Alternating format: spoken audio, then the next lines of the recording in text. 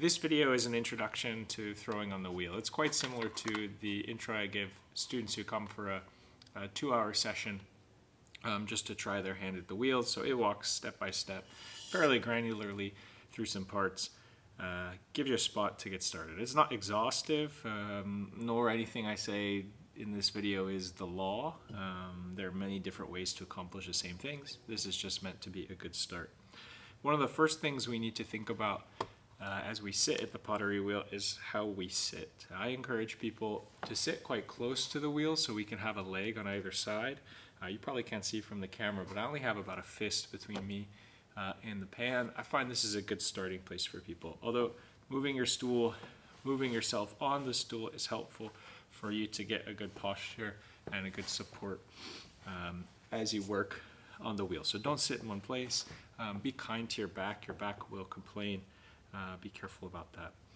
By your right foot, you'll have a pedal to adjust the speed of your wheel. Find somewhere for that foot to be comfortable where you meet that pedal. And the further we press our toe towards the floor, the faster we get on our wheel, and the further we push our heel towards the floor, the slower we get on our wheel. Quite similar to how a car works. The nice thing about these Shimpos is that the wheel doesn't return. It doesn't slow automatically. It's not like a car. So you can set a speed to the wheel, return your foot to the floor, then work on the wheel. Many people find this comfortable because then my hips are parallel to the floor. I don't have one leg higher than one another. So you could set the speed or remove your foot, or you could keep your foot on the wheel. Generally speaking, in the throwing process, we're going to start pretty quick on the wheel at the start. And as we work through the process, we will progressively slow to maybe something like half of our original speed here, maybe even a touch slower. As I demonstrate, I'll call out specific points when I slow the wheel and talk about why I'm doing it at that point. Sometimes I have students who are quite hesitant, which is normal. There's a lot going on. And they run the wheel about as slow as they can go, and they say something to the effect of, like, if I run it this slow, nothing bad will happen. And the joke I usually make is, well, nothing good is going to happen either.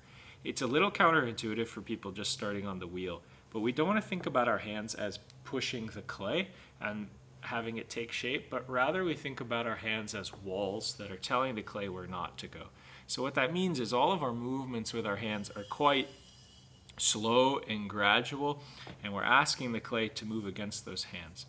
We need to cooperate with the wheel speed. That is, the wheel speed is going to bring the clay around in contact with our hands. And if we go too slow on the wheel like I am now, we have to hold our hands stationary for an incredibly long amount of time for that clay to be able to hit enough times to take effect. So we want to move pretty quick on the wheel, especially here at the start. We have really quick wheel speed. And slowly bring our hands in, slowly lessening our force, not just pushing in and shoving, because we want that clay to go all the way around. It's best practice always to have the wheel going and then bring your hands or tool to the clay. Many beginner students stop the wheel all the time, start the wheel all the time, stop the wheel all the time.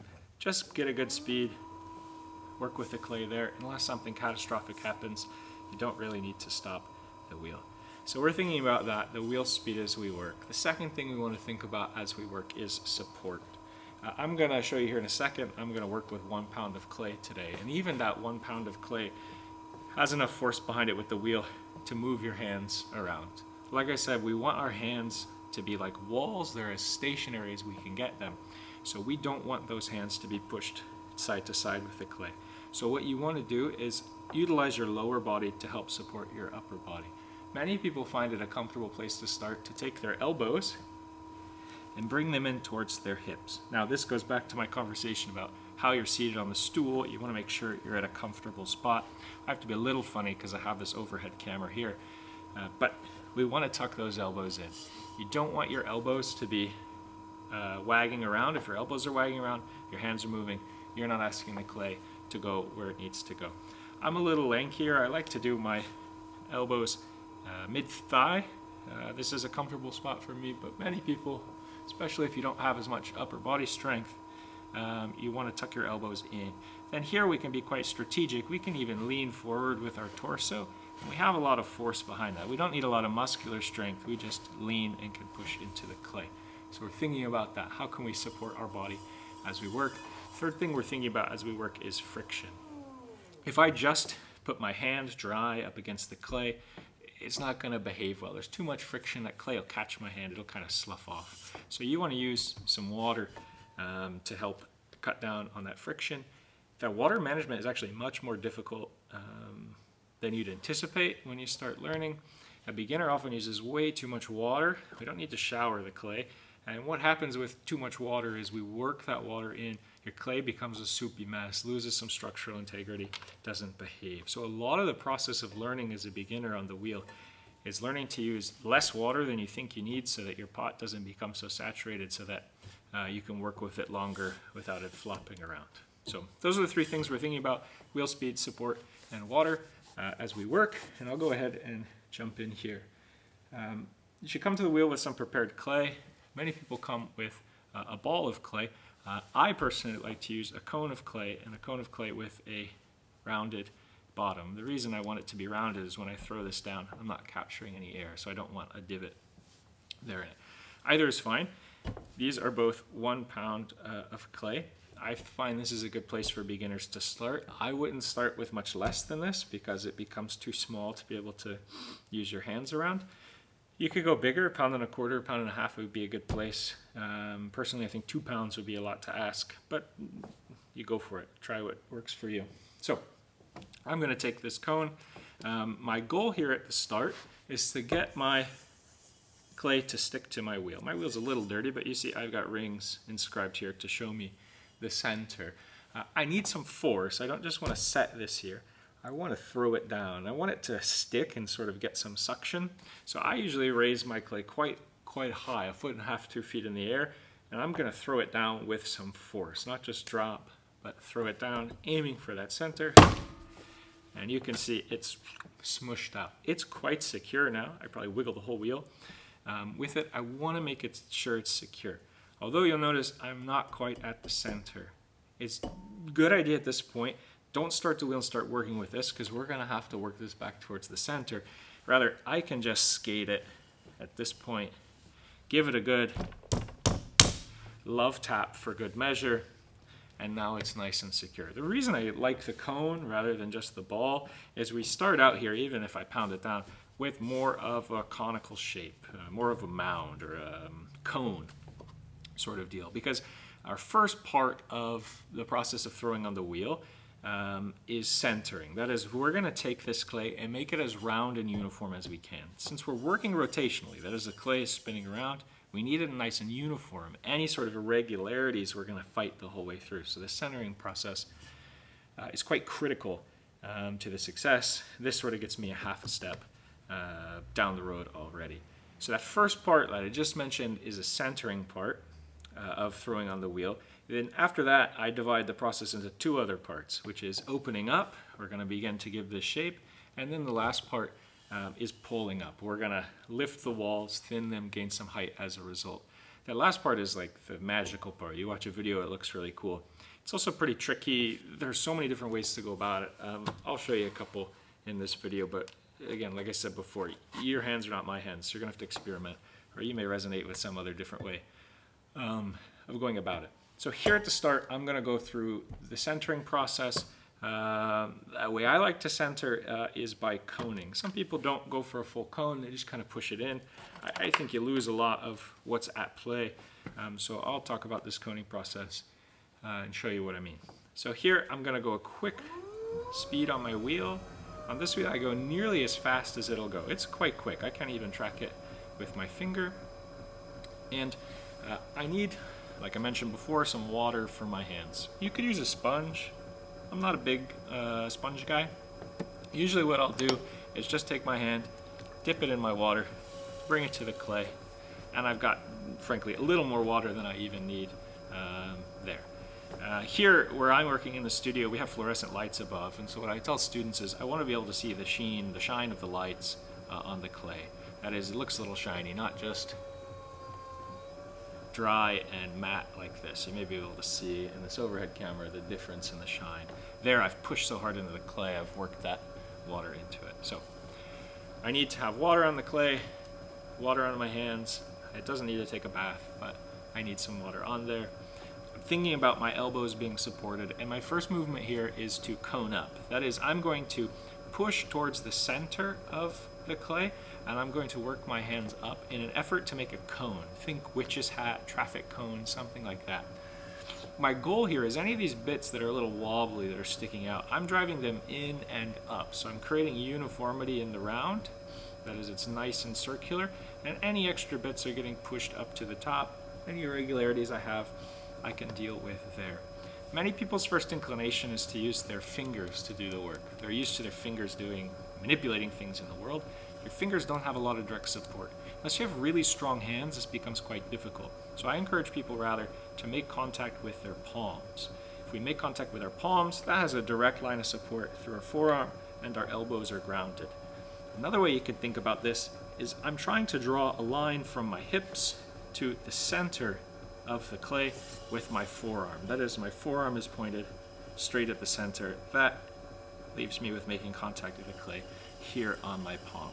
And I want that straight line because I'm going to be able to push in and support that directly. I'll have a lot of security. And strength isn't really the right word because I can just lean my force in. I don't need muscular strength. I need the strength of support. I've been talking a little bit, so I'll add a little more water. It's dry here in the studio today. I'm going to make contact with my hands on either side. If you imagine a clock, I'm at about 5 and 7 o'clock. Again, I'm going to squeeze towards that very center. And as I squeeze, I'll slowly lift my hands up from the wheel. Again, my aim is to make a cone. So bring my hands in. My elbows being supported are quite critical. Squeeze in and slowly work up. You'll notice my fingers overlap here. They're not really doing a lot of work in contact with the clay, but they're helping my hands work together. When you're working on the wheel, you always want your hands to work together. If you can connect them, especially as a beginner, that's really helpful so that the hands are working cooperatively rather than one hand doing one thing, one hand doing another. So personally, I like to overlap my fingers like this. Some people prefer this, or whatever.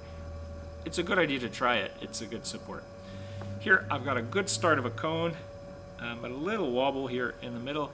I'm going to go ahead and make another pass. I may need some more water. You'll have to add water as you work. Bring my hands back in. Again, working in this direction. Push, squeeze towards the center, and work up. When I say squeeze, largely, I'm pushing towards the center. Even if you watch the cone carefully, it will lean a little bit away from me.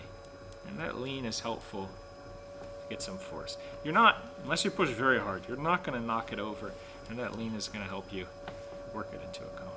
My cone doesn't have to be perfect at this stage because I'm not stopping here, but what I shoot for is narrower on the top, wider on the bottom, mostly round along its length. Once I've got my cone, we're going to work down towards a puck. Hockey puck, tuna can, something like that. Largely a very similar shape to what we had before, but our goal here is to get it as round and uniform as possible. A couple ways to go about this. A way I like to demonstrate is my left hand's going to do the same job. About 7 o'clock, up against the cone, pushing in. Now, critical here, if my cone is tall, I don't want my hand to ride down on the wheel head. I want to lift my hand up to the top of that cone. So I may need to play with the height of that left hand, always supported the elbow. And my right hand here is going to push down on the very top of the clay, down and actually a little forward. There are a number of different ways you could hold your hand. Some people like to use their palm, some people like a fist. I find a good place to start is a karate hand. We can keep the fingers out of the way and see what we're doing. I'm not going to chop the clay, but I'm making contact of the clay here along the side of my palm and pushing down. So left hand about 7 o'clock, right hand make contact and push down. You'll see here at my left thumb, I'm pushing my hands together. Again, how can my hands work as a team, work as one unified tool? At this point, most people move too quickly. What they do is they really bear down on the right hand, and you'll see I get this sort of wobble going. It's not a good approach. You want to work slowly. I'm just resetting us back to a cone here. The name of the game with working on the pottery wheel is slow hands, fast wheel. This goes back to what I said a few minutes ago about the speed of the wheel and our hands being walls. We want our hands to be more like walls Slowly pushing in, slowly releasing, not driving. We want the speed of the wheel to be the thing that carries the clay where it needs to go. So when I do this coning down, left hand here, right hand here, I'm working quite slowly. Slow adjustments, supported arms at my elbows, slowly working down. Many people also push too hard with that top hand. I'm actually applying a similar amount of force with my left hand and my right hand. My right hand here on the top is asking the clay to go down. My left hand here is causing it to go into shape. My left hand actually is leaned a little, I'm exaggerating here, leaned a little towards the center so that clay will dome down. Often people have their hand rotated too far out and they end up with a mushroom and no support here. So I want to support along the height of that cone as best I can. I'll continue this, working down slowly down towards my puck. Sometimes I may need to stop, add a touch of water.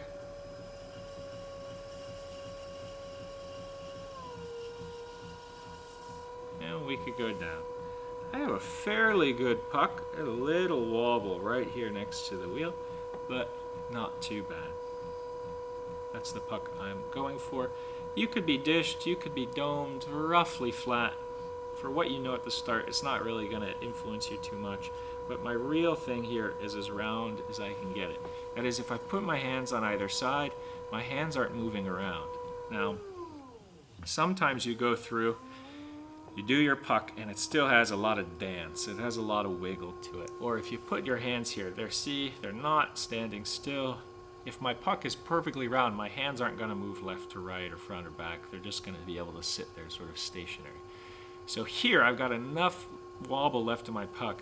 If I try to move forward in this process, I'm going to be fighting this the whole way. So it's not a bad idea to go ahead and do a second cone. Especially when you're first learning centering and you're using coning, you will have to do it a few times to get the hang of it. I've even had some students who just sit for a couple hours. Don't even worry about making the pot. Just practice the centering by coning over and over and over again. So I'll show it to you again. Again, my wheel speed is quite quick. I'm utilizing my palms to make contact around 5 and 7 o'clock. You could play around a little bit, but 3 and 9 is a lot harder. You have to use a lot of arm muscle to push in. Here we can just lean with the mass we have away from us to get forced towards the center. So put those hands in, push in towards the center, work up. I'll go ahead and make a second pass. And I've got my cone. At this point, I'm going to work down, aiming towards my hockey puck. That is, I'm going to cone down. Left hand makes contact. Again, left hand may not need to be seated on the wheel head. I need to lift to meet the top of that cone. My right hand, I'll make contact. Left hand pushes in, right hand pushes down. Slow hands, fast wheel. Always moving slowly. All the way down. Another thing that happens, if you bear down too much, you push really hard into the clay, you'll actually force that water into the clay a little more quickly. What it feels like then is your water is disappearing. You're driving it in. It's kind of nuanced, a little tricky to learn, but if you have a little gentler hand, you kind of coax the clay rather than force the clay, your water and the slip that you generate here on the surface will stick around a little longer. You can get by with less water in the long run. So I've got my puck here. I'm at a pretty good stage. Believe it or not, we're about halfway done with the process. That coning, especially as a beginner, is going to take you a lot of work, a lot of frustration, maybe a few choice words. That's okay. Hang in it for the long haul. It's going to take you some practice, but often for students there's a point where it kind of clicks and they say, I can do this fairly reliably. At this point, we're heading up on the second of 3 parts of the process. That is, we're going to open up. Here, I need to slow my wheel. I like to tell students to slow their wheel considerably, by like a third, maybe a little more, somewhere in here. The reason being, we are fighting physics. That is, if we have something that's wide and open, and we're going quick on the wheel, it's going to want to open up. It's very hard, not very hard. It's much harder to bring something back in that's got too wide than something that's too narrow to open it up a little. So we don't want to go too fast for it to open up. Second thing is if we're a little slower on the wheel and stuff hits the fan, so to speak, we have a little more time to respond. So a little slower wheel speed is beneficial. When we're doing the coning, the fast wheel speed is our friend. Here, we're going a little slower. Our task here in a moment is to drill down in the very center of the clay, down towards the wheel head, but we want to leave a thickness at the bottom, because what we're establishing is the floor of what we're making. Presumably, if I'm making a cylinder here that I'm going to use to drink something out of or hold pens in or whatever, it needs to have a bottom. So we want to leave, depends what you want to do with a foot, but as a beginner I tell people you want to leave about 1/4 inch at the bottom. Many people don't have a visualization of what that is. A good rule of thumb is you want about the thickness of your pinky. I don't want any thinner than that at the bottom, because when I cut this from the wheel I'm going to lose a little thickness, and I want to make sure I have a bottom. You could be going much thicker if you're trying to do some fancy foot, but just for learning, this is a good place to shoot for. How I like to go about this is to take 2 thumbs and put them nail to nail, back to back. They become a quite narrow tool. They're not splayed out like this, quite wide, but fairly narrow. I'm going to float them on the puck until I find the center, and then kind of roll and push them down. The other fingers are here just for support. You could float them out, you could tuck them in. All I'm doing at this stage is trying to go down in the center, kind of like I'm making a bagel. This works well for me because my nails are cut quite short. And what I tell my students who take more than one class is you just need to live life with short nails if you're going to work on the wheel. Makes your life a little easier. But if your nails are longer, or maybe this doesn't feel right to you, an alternative strategy is to use the knuckle on your what do you call this? First finger on your right hand. I like to use my left hand as a bridge for some support. Again, how can my hands work as a team? I'll take that knuckle and make contact with the clay and push down. So my hands are connected something like this or like this. So left hand in support, right knuckle in there, slowly push down. This sidesteps all of the weird nail issues of getting clay under your nails. You have a lot less feel for depth. But with some sight and some patience, you can work down towards. Sometimes people want to open like this. I've seen people open like this. I think this is difficult because you don't have a lot of support for this finger. It's going to want to wander around, even with the left hand supporting. You could try it, push finger in like that, or sometimes people will take a couple fingers and push down in like that. There are many ways to go about this. I find the thumbs are a good place to start. Your goal here is just to set the depth of that hole, or rather the thickness of the floor. Again, we're going for something like this. If we were to slice this pot in half at this point, the cross-section would be kind of like a V where the hole is in the interior. You see, we kind of taper in to that depth.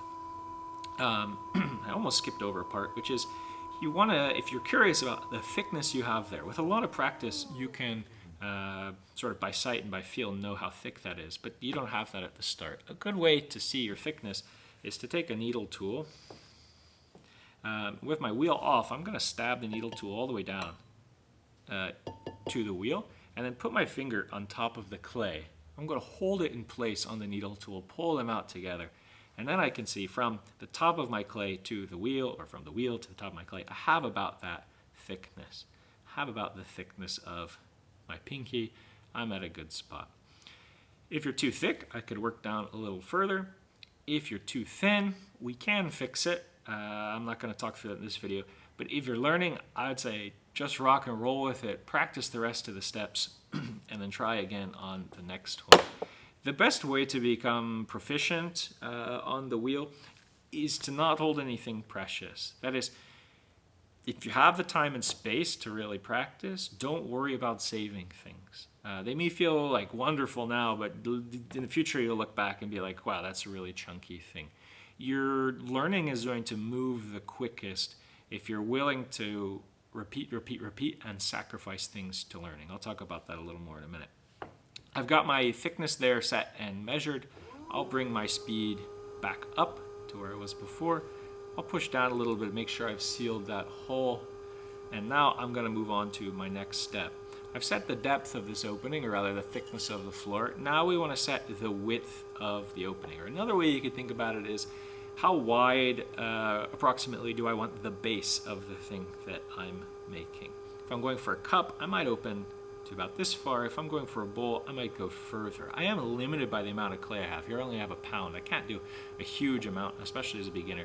But I'm going to go for a cup, a cylinder here today. A number of different ways we could go about this. What I like to encourage people to do is to use their left thumb. You get a lot of strength, and right pointer finger. We get some dexterity. They work together as one thing. Sometimes people drive in with their thumbs and then they go, okay, I need to open, and they push the thumbs opposite one another. That's quite intuitive, but it's not a great strategy. The reason being, we're applying force at two different points. We have to be perfectly uniform in that force to maintain our roundness. If one thumb pushes harder than the other, we're gonna start to work it out of round. Since we're working rotationally, as the clay is spinning around, we only really need to make contact at one point along the pot, and we can just move the clay at that point. You can go in any direction. For many people, I find it's comfortable and secure to just move back towards your belly button. So I've got these two fingers all the way down to that depth I just set, and then they're gonna slowly work back towards my belly button. Again, name of the game, slow hands, fast wheel. You may need to stop, get a little water.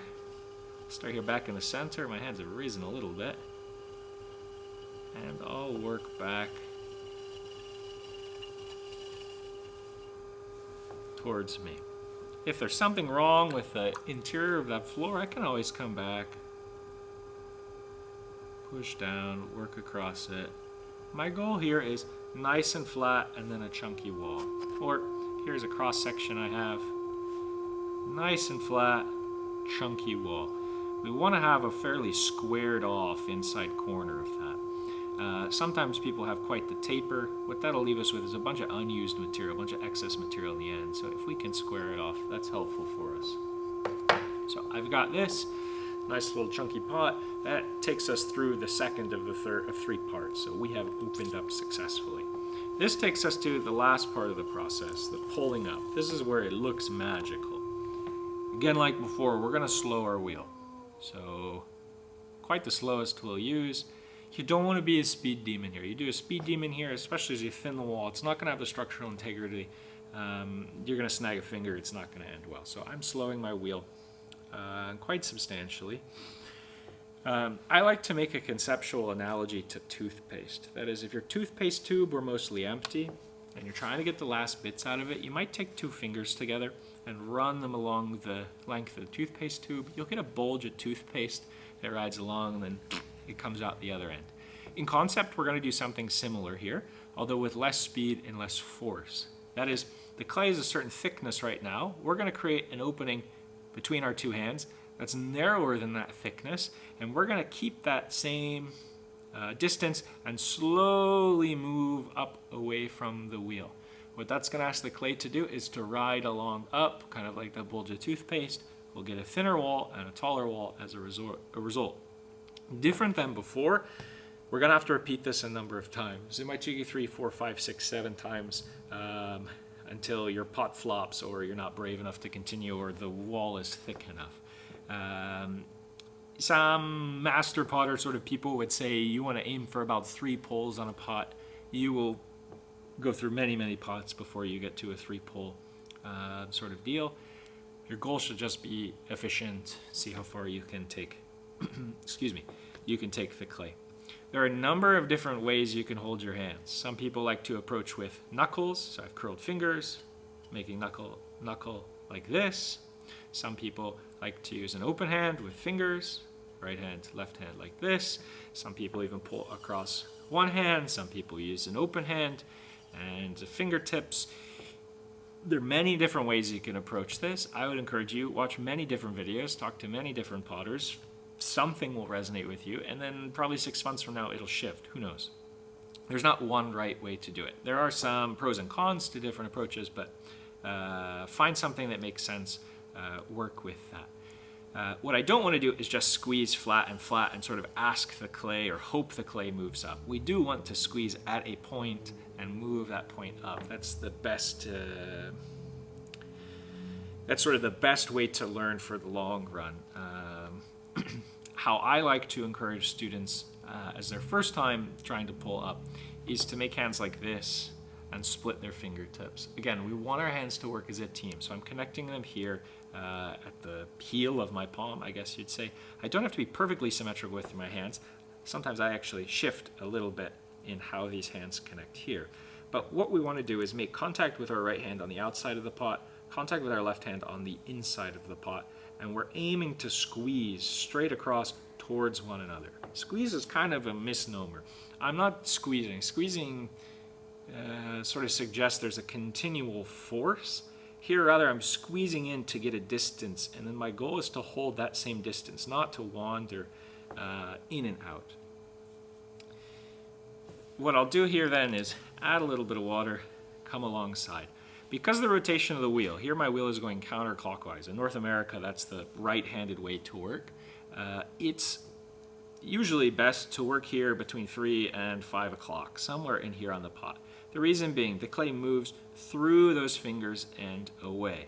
So I'm not going to have any catastrophic catches because at worst the clay is going to push past my fingers. Sometimes people want to work here on the left side of the wheel, which is possible, but it's a little trickier because if something goes wrong, the clay rotating this way catches the end of my finger, it'll snag and I'll have an issue. So you want to work, usually you want to work over here on the right side if your wheel is going counterclockwise.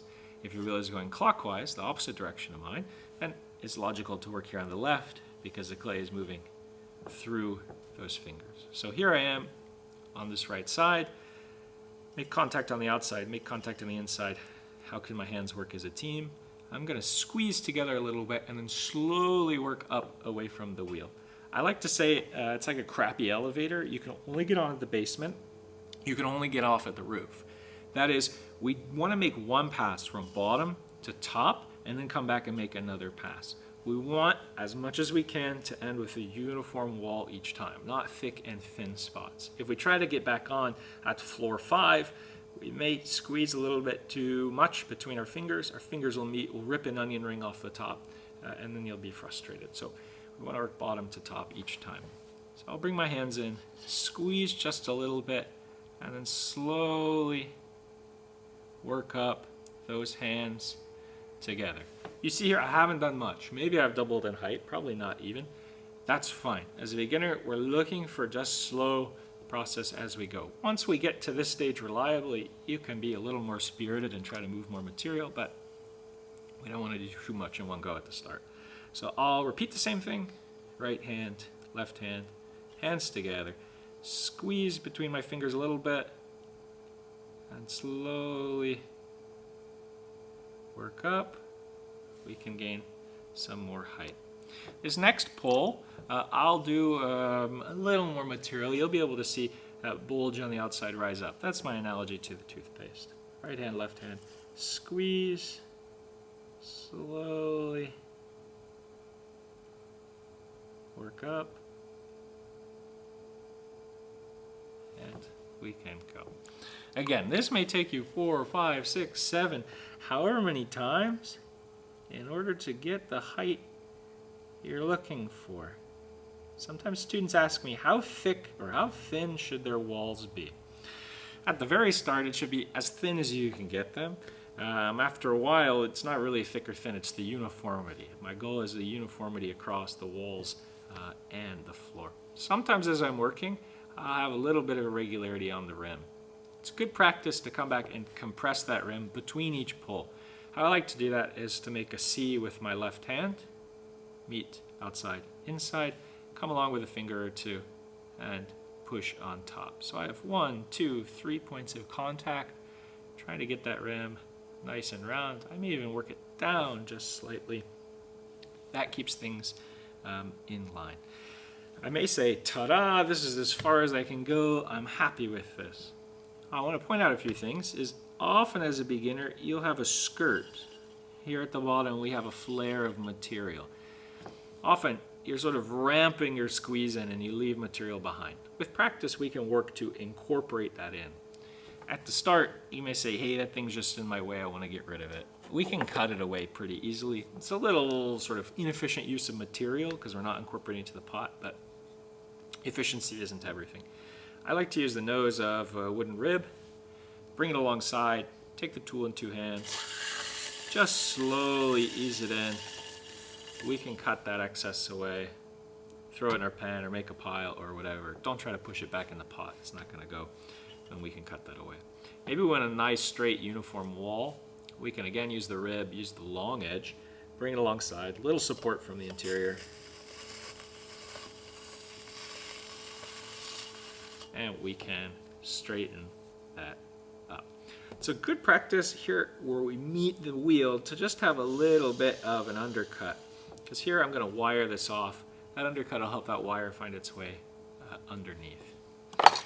Many beginners, when they pull the pot up like I just did, I didn't do the best job there, their rim isn't level. It has, like this one does, a little bit of a wave, or sometimes it's even more pronounced. Or another way this problem manifests itself is one side has a quite thick wall and the other side has a quite thin wall. And they say, how do I fix this?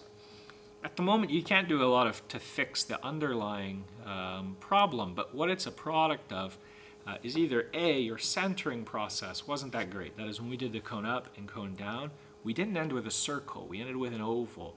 So one side was thicker than another when we pulled up, so we either got a thick wall or a taller wall. So really, we need to concentrate more at that centering process to keep it nice and round. Or sometimes people will center well, but when they go to open up, maybe they pull too quickly and they knock it out of round and they end up with one thicker side. So you could say, look at the wonderful artistic decision I made. That's the joke I make when I have students in for a one-night class because they just want to make something. If you're really interested in learning, especially if my goal is to trim this pot later, it becomes really finicky to have a non-flat rim. So what I can do is sacrifice a little height for uniformity. I like to take my needle tool. Now, note, the point is sharp, the barrel is not. So we're not pushing down from the top. Rather, we're pushing in from the side. We're not stabbing. I'm not trying to kill it. It's always slow hand. So I'm slowly going to make contact with the tool at the very tip and then slowly advance that. Much slower than you think. Tuck my elbows, two hands. Just kiss in. Push through. Can take that away. Now we have a nice level rim. We got a few little boogers left behind from that cutting process. Similar sort of thing we did to compress the rim, we can solve that. Finger, finger, finger. And we could smooth that out. And we've got a nice little cylinder that we've made. A little bit of a thick bottom, a little bit of a thick wall, but not a bad spot for a beginner. At this stage, I need to get it off the wheel. Often, as a beginner, your pot is really soupy on the outside. It doesn't have a lot of structural integrity. So a sort of reliable way to get it off is to get it to hydroplane, skate around on the surface. So what I tell people to do is make a puddle there, 12 o'clock, directly opposite me. Reason being, if people cut away from themselves, I find they lift too early. You'll chunk off the edge of that pot. So if we pull towards us, we can see that wire come clear at the bottom. You could take your wire, pull it taut, use your thumbs to push it down. We want it as low as we can get. We had our conversation earlier about the thickness of the floor. If we're too high, we might lose our floor entirely. So I'll start here in the puddle. I like to do this with my wheel off. Some people do it with their wheel on. And pull towards me. Don't have to be fast, but all the way through. What I'm looking for, and I had slightly there, is for that pot to shift just a little bit. I know it's detached itself.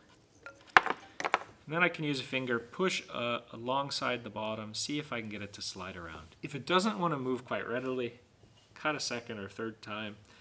The water helps it skate around the surface like this. And what I'll usually do is put a hand in the pan, pass it over, lift it up, set it on a board to dry.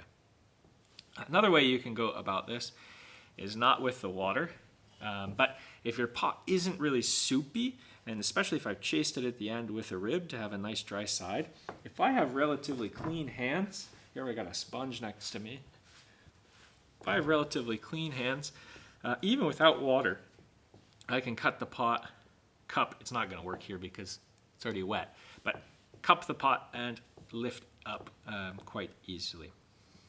Probably your first few times on the wheel, you'll want the puddle and to cut like that way.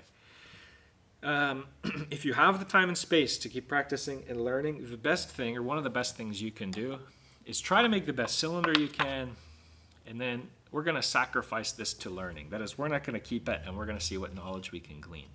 What I'm going to do here is use my wire to cut in half vertically on my pot. And then I want to open it up and look at the thickness of the wall. In a perfect world, I would be uniform thickness all the way down. Here, I'm a little thinner at the top than I am at the bottom. Sometimes when you're first learning, it will be super drastic. They'll be 2 or 3 times as wide. So that's what, on my next one, I concentrate a little more here. How can I get this wall uniform? My exterior edge is pretty straight. It's pretty good. Here, we taper in a little towards the middle. So I want to make sure, one, when I'm opening all the way out, nice and square, like I was talking about earlier. And then when I pull, that I'm getting nice, I was going to say attachment, that's the wrong word. I'm getting a nice pull there on the interior to square that off. My bottom here is a little thicker. That's not the end of the world. In a traditional process, I would come back and trim this pot after it's dried about halfway. So that's not terrible, but I do want to work on that. My pot is fairly short, but that's because I cut a few things off. But if you're really interested in learning, this is what I would do. Well, I teach these intermediate classes, they're 8-week classes, and we start every week with timed cylinders. That is, they only have a few minutes, they have to throw as uniform a cylinder as they can make, they cut it open, they do an autopsy, and then rinse and repeat over and over and over again. That's the best way to become proficient. Don't try to keep anything at the start. If you could throw 30, 50, 100 cylinders, 200 cylinders, you will grow in your skill quite quickly. So again, this is just a short, it's been a long, I think. This is just a brief sort of introduction to throwing on the wheel. There's a lifetime of learning you can do, but just want to provide a video from my perspectives to sort of get you started as you're working on the wheel. Thanks.